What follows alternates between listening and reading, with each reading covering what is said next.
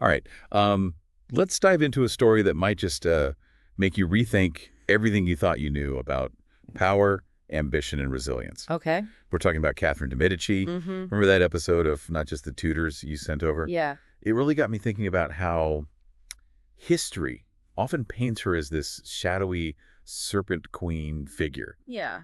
But there's so much more to her story. Yeah, it's fascinating how easily we get caught up in those labels, isn't it? Yeah. And Catherine's story is a powerful reminder that the truth is often far more complex Right.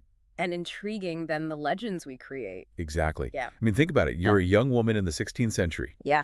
You're born into this incredibly powerful family, the Medicis, Right. but then orphaned just weeks after birth. Wow. That alone is a pretty dramatic start. And then to be raised amidst the political machinations of Renaissance Italy, Yeah. shuffled between relatives, even spending time in a convent, Right. it makes you wonder how that kind of upbringing shaped her worldview. It's hard to imagine, right? Yeah. And as the Not Just the Tudors episode highlighted, Okay.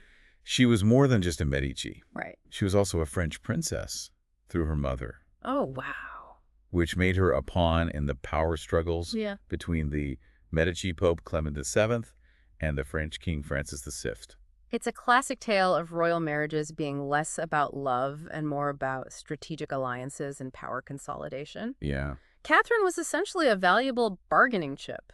At 14, Wow. she's married off to Henry, Duke of Orleans. Okay. Not exactly a fairy tale romance, No. Yeah. especially when you consider that Henry was completely smitten with his mistress, Diane de Poitiers, Right. and pretty much ignored Catherine.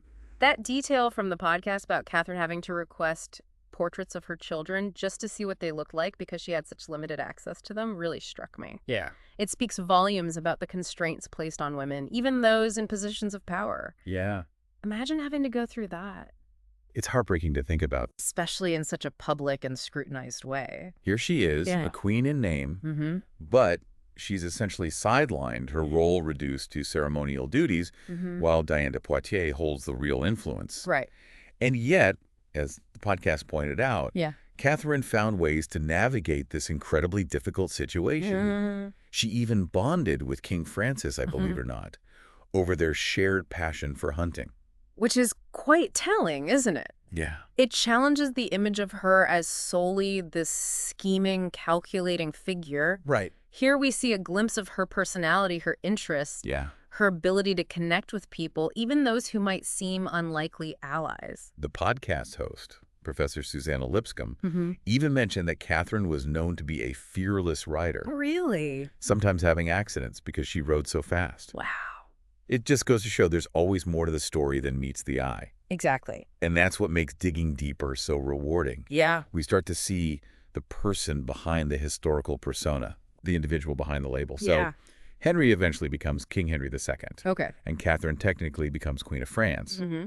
But did this change in status actually give her any real power? It seems like she was constantly waiting in the wings, observing, learning, but never truly in control. Yeah. Did that change when Henry II died? Well, in a way, yes. Okay. His death in 1559 marked a turning point for Catherine. Okay. It finally freed her from Diane de Poitiers' shadow, but it also threw her into a whole new power struggle. Right. Remember those ambitious Guise brothers we talked about, the uncles of Mary, Queen of Scots? Oh, yeah. They were always lurking in the background, weren't they? Right. And with Catherine's son, Francis II, a young and sickly king, Yes. it seems like they saw their chance to grab the reins. Exactly. Not just the Tudors episode really highlighted how cunning they were, Yeah. maneuvering themselves into positions of influence and basically using Catherine as a shield. Oh, wow. They'd make sure she signed off on all their edicts. So if things went south, she'd take the blame. Wow. It's almost Shakespearean in its drama. So she's finally out from under Diane de Poitiers' influence. Right. But now she's got these power-hungry Guise brothers to contend with. Mm-hmm. How did she manage that? Remember, she wasn't someone who just sat back and let things happen. Okay. She had spent years observing court politics, Yeah. learning the art of strategy and diplomacy. Okay. She knew how to play the game, and she was biding her time, waiting for the right opportunity. And that opportunity came when Francis II died and her next son, Charles IX, took the throne. Exactly. But he was only 10 years old at the time, so a regent was needed. This is where Catherine's political skills really shine through. She expertly outmaneuvered both the Guise brothers and the King of Navarre, who technically had a claim to the regency. Okay. She secured the position for herself, proving that she was a force to be reckoned with. It's amazing how she managed to emerge from these power struggles time and again. Yeah. It sounds like she was incredibly resilient. Absolutely. And what's even more impressive is that she never overstepped her bounds. Right. She was very clear that she was ruling in her son's name, as evidenced by the medals and coins issued during her regency. Okay. It was a delicate balance of asserting her authority while respecting the line of succession. So she's finally in a position of real power, facing the challenges of ruling France head on. And this wasn't exactly a peaceful time. Yeah. France was on the brink of a religious civil war Yeah. between the Catholics and the Protestant Huguenots, right? Exactly. And what's interesting is that Catherine, Yeah. despite being a devout Catholic herself, Right. initially tried to foster tolerance and reconciliation between the two sides. Okay. The podcast emphasizes that this was a very unusual approach for the time, Right. when religious differences were often met with violence and persecution. She actually organized a grand tour France with Charles IX, Okay. partly to show off the young king, but also to promote unity and understanding. It sounds like she was truly trying to be a voice of reason in a world consumed by religious fanaticism. Right. It makes you wonder how different things might have been if she had succeeded. Yeah. Did her efforts at peacemaking work? Unfortunately, not entirely. Yeah. While she managed to negotiate some periods of peace, the underlying tensions remained. Right. And then came the event that would forever tarnish her reputation. Oh, okay. The St. Bartholomew's Day Massacre in 1572. Oh, yes. That's the event that really solidified her image as the Serpent Queen. Right. What exactly happened, and what was Catherine's role? This is where things get really murky, and historians are still debating the extent of Catherine's involvement. Okay. Here's what we know. An attempt was made on the life of Admiral Coligny, a prominent Huguenot leader.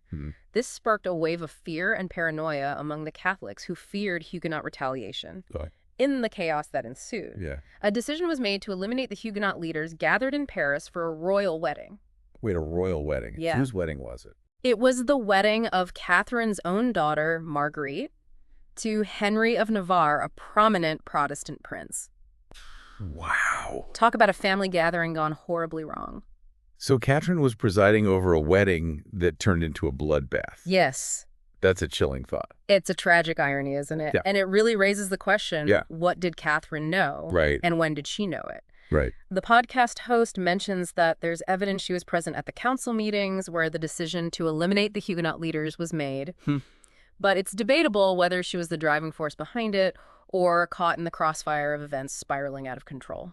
So was she a mastermind or a victim of circumstance? Right. It sounds like a real historical whodunit. It really does. And the Not Just the Tudors episode highlights some intriguing details that make it even more difficult to decipher. Okay. For example, shortly after the massacre, Catherine sent a letter suggesting that Queen Elizabeth I of England, a Protestant, be the godmother to her soon-to-be-born grandchild. That's fascinating. Right. It seems odd that she'd do that if she'd orchestrated the massacre. Exactly. And she also quickly resumed peace negotiations with the Protestants. Okay. So it's a puzzle, and there are compelling arguments on both sides. So how should we interpret Catherine's role in this horrific event? Ultimately, it's up to each of us to weigh the evidence and draw our own conclusions. Yeah. But there's no denying that the St. Bartholomew's Day Massacre cast a long shadow over Catherine's reign and solidified her image as a ruthless and calculating queen in the eyes of many. Right. It makes you wonder how she grappled with the aftermath of such a tragedy, both personally and politically. It must have been incredibly difficult to be a ruler during such a turbulent time, especially as a woman in a position of power. Yeah. And it doesn't sound like her challenges ended there. No. Charles IX died just a few years later, Right. leaving Catherine to face a whole new set of obstacles with the ascension of her next son, Henry III. So we've got Henry III, Catherine's third son, ascending to the French throne. Did she finally get to step back from all the political drama and enjoy some well-deserved peace and quiet?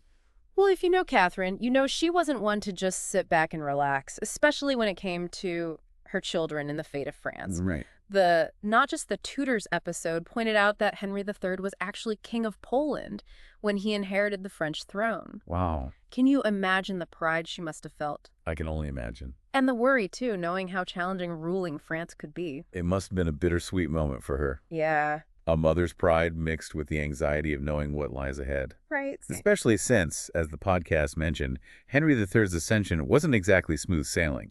There were concerns about potential unrest and challenges to his legitimacy. Exactly. So Catherine, being the seasoned political operator that she was, took charge of the transition, ensuring everything went as smoothly as possible. But once Henry III was firmly established, Right. it seems she adopted a less hands-on approach compared to her regency for Charles IX. That makes sense. Henry III was in his 20s when he became king, so he likely had more experience in his own ideas about how to rule. Plus, as the podcast described, he had a different personality than his brothers. Yeah. More religiously devout and perhaps a bit more reserved. It's fascinating how those personality differences can shape a ruler's approach, isn't it? Yeah, it really is. So while Catherine might not have been the regent this time, she still played a vital role. It seems she became a trusted advisor and a constant advocate for peace. That's right. Remember that grand tour she organized during Charles IX's reign to try to bridge the divide between Catholics and Huguenots? Yeah. Well, it sounds like she continued to undertake similar missions for Henry III, traveling throughout France, meeting with leaders, and trying to negotiate some kind of lasting peace. It's incredible to think about the stamina and dedication she had, especially considering she was dealing with health issues like gout at this point. Yeah. The podcast even mentioned how she was practically working from her sickbed, writing letters and strategizing late into the night. It really paints a picture of her unwavering commitment to France. Yeah. But her legacy extends beyond her political maneuvering. Yeah. Remember, she was a Medici, Yeah. a family known for their patronage of the arts. Absolutely. And just as the Medicis left their mark on the Italian Renaissance, Right. Catherine helped shape the cultural landscape of France. Okay. The podcast highlighted how she wasn't just importing Italian trends, she was fostering a uniquely French interpretation of Renaissance ideals, blending influences from both cultures. So she wasn't just a political powerhouse, but a cultural force as well. Right. What a fascinating woman.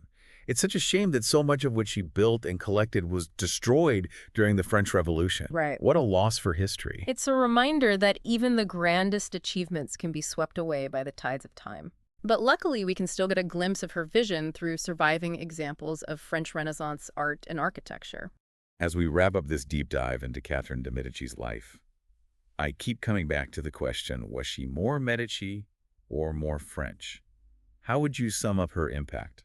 It's a complex question, isn't it? And I think the answer lies somewhere in between. Yeah. She certainly inherited the Medici family's political acumen and their appreciation for art and culture. But I believe she ultimately saw herself as a French queen, first and foremost, Right. dedicating her life to the well-being of her adopted country. It seems like she took the best of both worlds and used it to navigate an incredibly challenging and often treacherous world. She adapted, she learned, she wielded power in both subtle and dramatic ways. And that's what makes her story so captivating. Yeah. She defies easy categorization. She was both ruthless and compassionate, a loving mother and a shrewd politician, a product of her Medici heritage and force that shaped the destiny of France. She truly was a woman of her time.